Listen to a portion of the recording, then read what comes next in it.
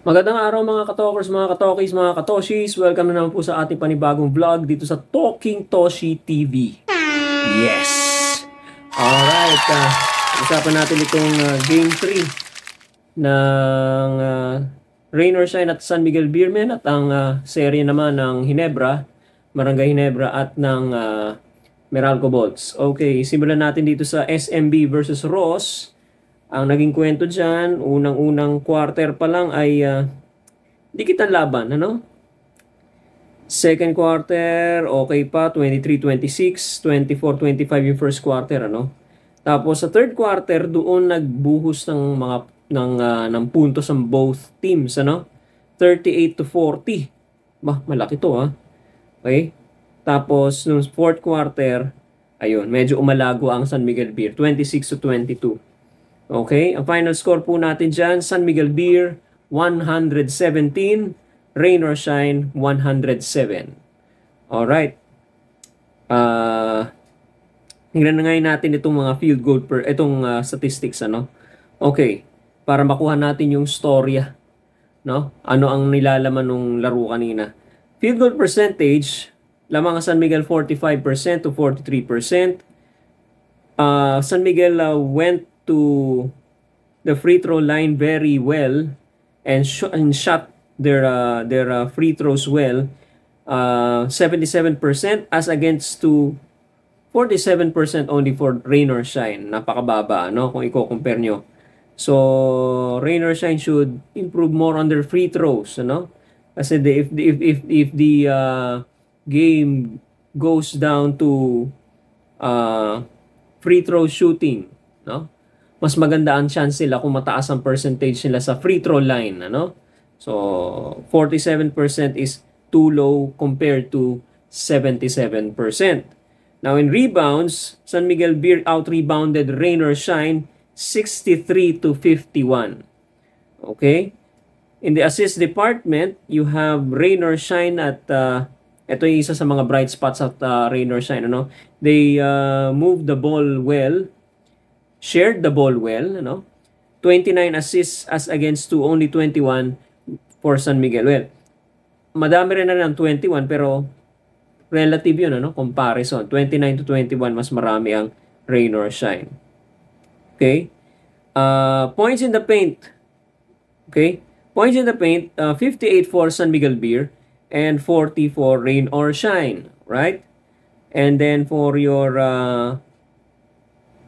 second chance points, for San Miguel you have 21, and then Ross, Rain or Shine, they had only 6. 6 lang ang meron sila, no? Okay. Ibig lang sabihin nito, mas maraming nakukuhang puntos for the second time, no? For the second serving, ika nga nila. Sa pangalawang pagkakataon, nakakakuha sila ng puntos. Paano nangyayari yon? Nanggagaling yan, ang source po niyan is offensive rebounds, ano? Okay, so if you're going to check their offensive rebounds sa San Miguel, totoo nga, ano? 19-11, no? Sa offensive rebounds, lamang ang San Miguel over Rain or Shine. Okay.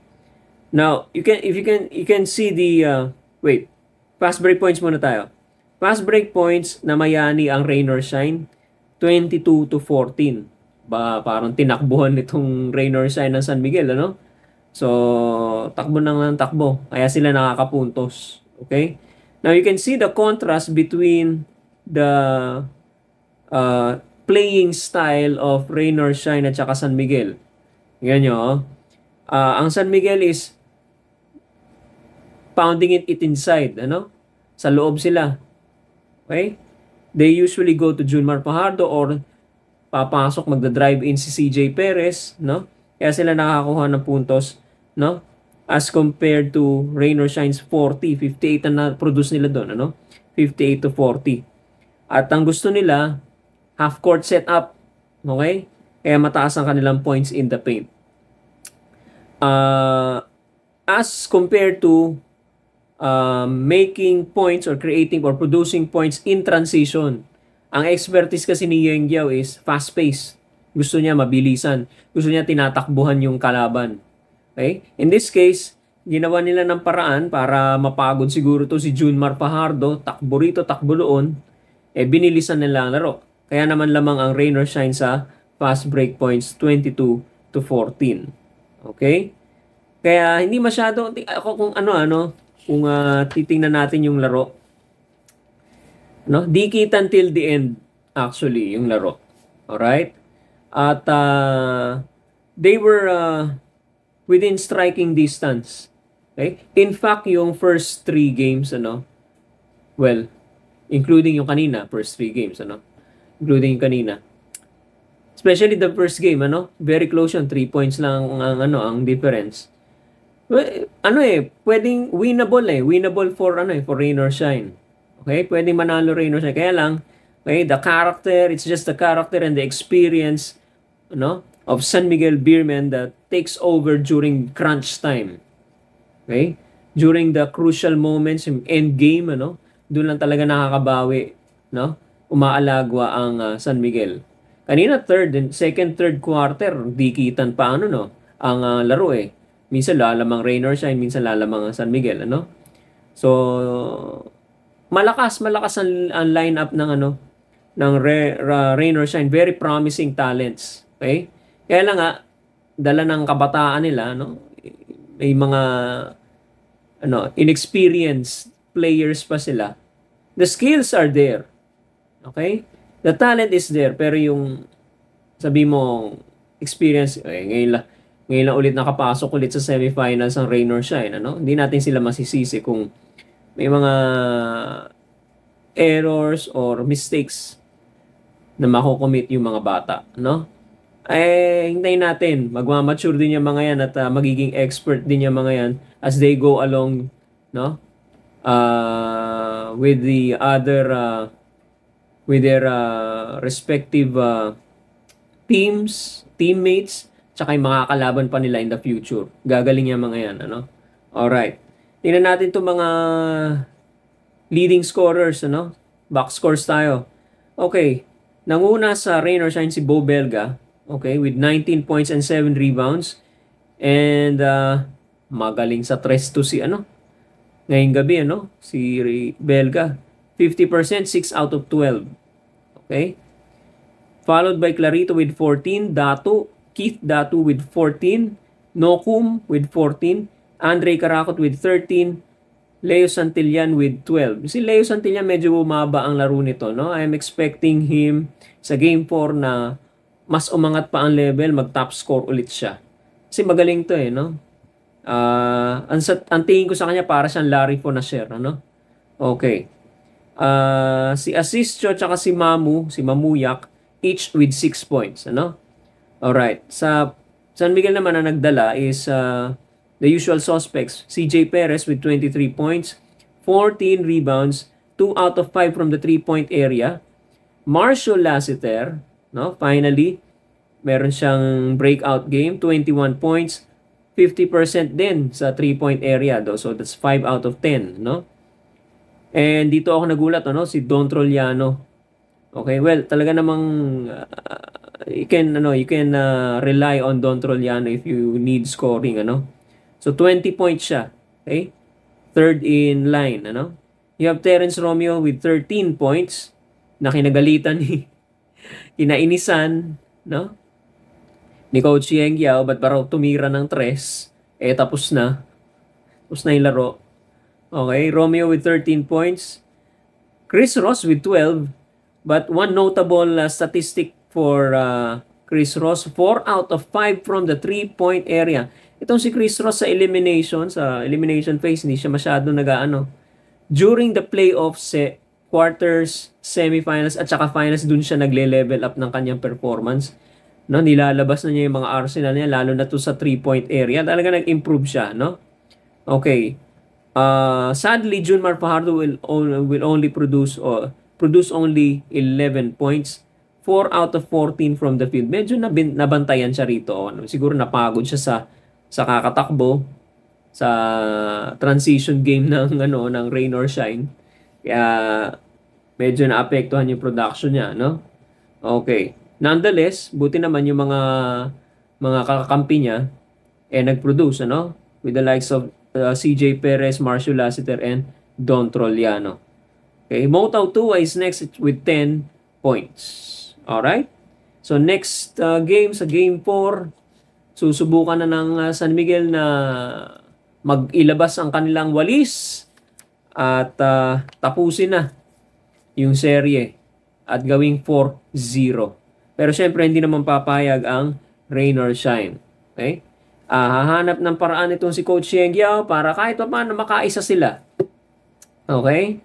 Okay? Malay mo, makaisa sila at makuha nila yung rhythm nila. Makadalawa, makatatlo, makatabla.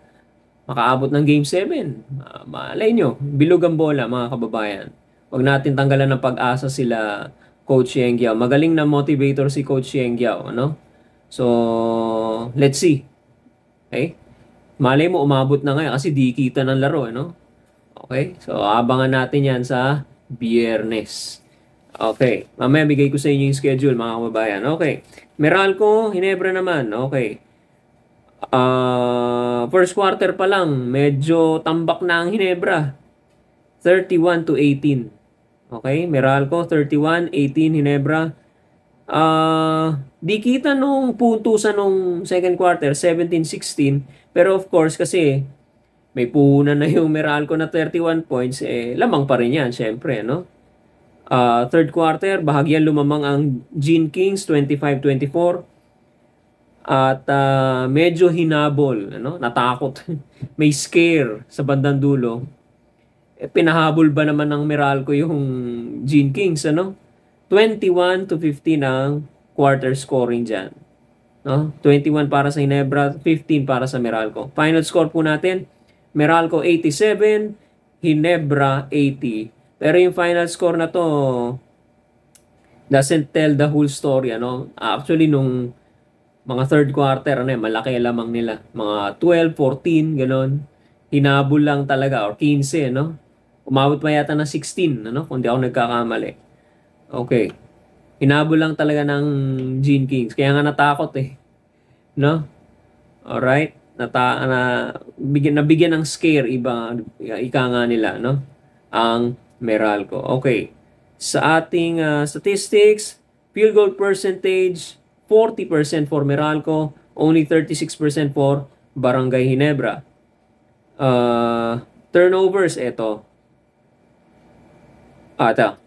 Bago tayo mag-turnovers, fast break points muna tayo. Okay. Fast break points, tignan natin. Ang Meralco, 17.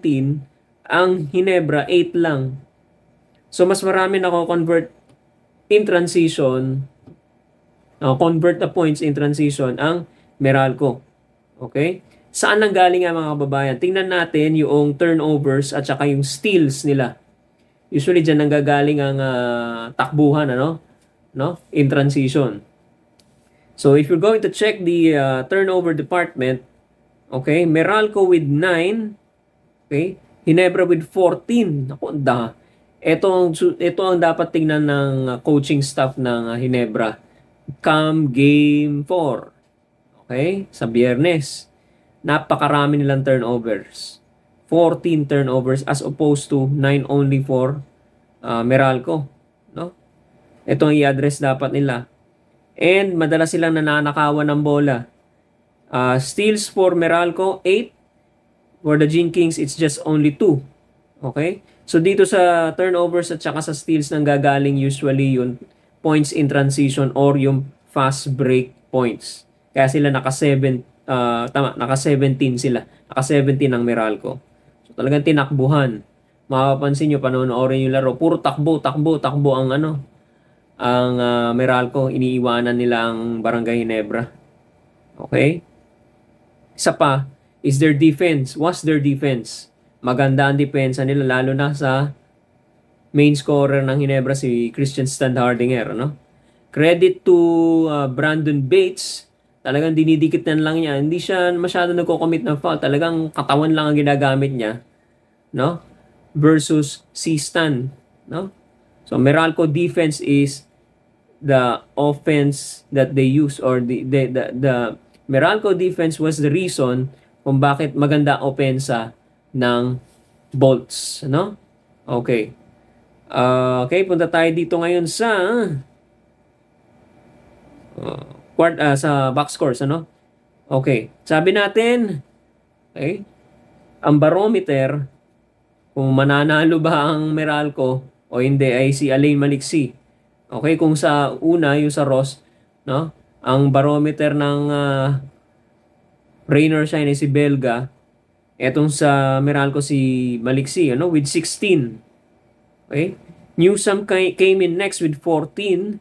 Bong Quinto with 10. Chris Banquero with 9. Cliff Hodge with 9.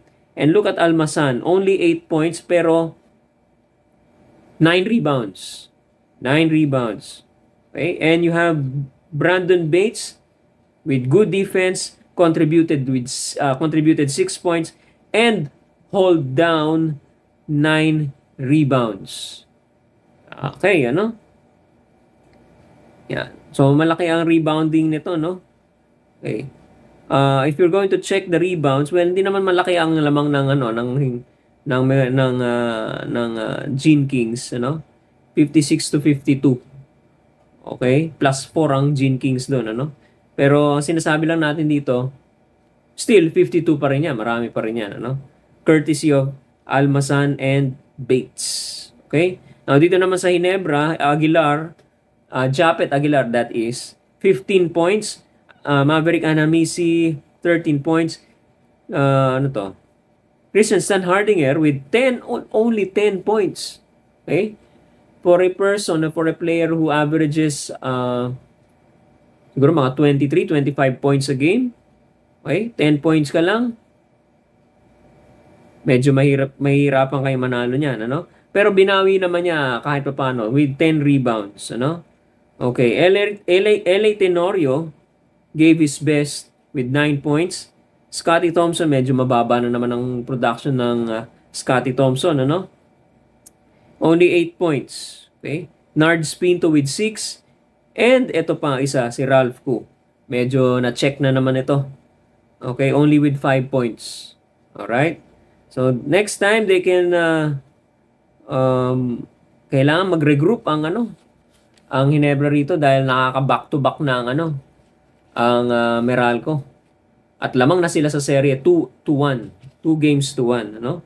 You don't want to be down 3-1 versus Meralco dahil delikado rin yung team na yan kung kayo ang Ginebra, no?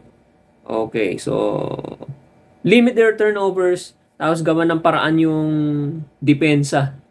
Okay? Paano niyo i-break down yung defense ng Meralco? Okay? So, yan. Schedule natin sa Biyernes. Una naman ngayon ang Barangay Ginebra. Game 4 tayo, ano? Game 4. Barangay Ginebra versus Meralco Boats. 4:30 p.m. po yan. Alas 7:30 naman po, San Miguel Beermen versus Rain or Shine Game 4. Okay? 7:30 p.m. Live na mapapanood po natin yan sa RPTV. Okay. Huwag niyo po kalimutang like ang video na to. At mag-subscribe po tayo sa ating YouTube channel, Talking Toshi TV. Alright, Talking Toshi TV. Hit nyo lang po yung subscribe button. Okay na po yan. Hindi po kayo mahihirapan. At follow and like nyo na rin po ang ating Facebook page, Talking Toshi TV. Maraming salamat po sa inyong pagsubaybay, mga kababayan, mga ka-PBA. Dito na kayo kumuha ng updates, mga kababayan. Alright, dito sa Talking Toshi TV. Magandang araw po sa inyong lahat. Maraming salamat po.